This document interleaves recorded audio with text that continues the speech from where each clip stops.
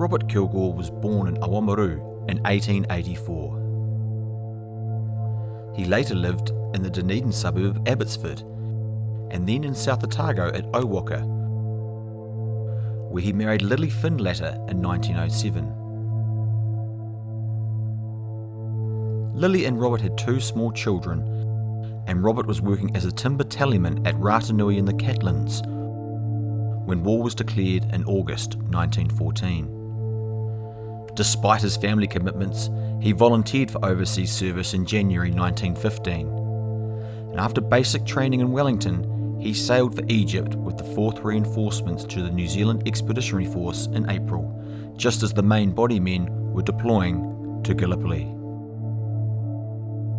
Robert eventually landed at Anzac Cove himself in June 1915 as a much-needed reinforcement after months of steady attrition, which left the ranks of the Otago Battalion severely depleted.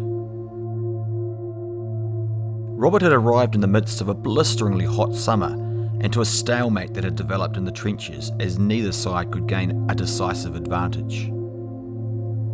An August offensive was devised as a final attempt to break this deadlock, the objective of which was to take Chunuk Bair, a strategic summit on the Sari Bair Range above Anzac Cove.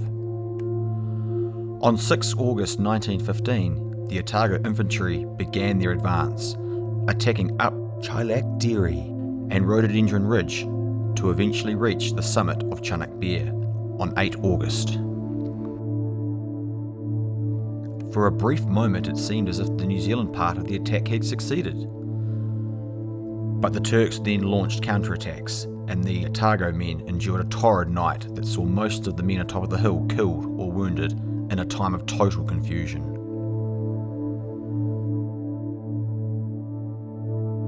Robert Kilgour was probably one of them. A later court of inquiry concluded that he had likely died at Chunuk Bair on 9 August 1915.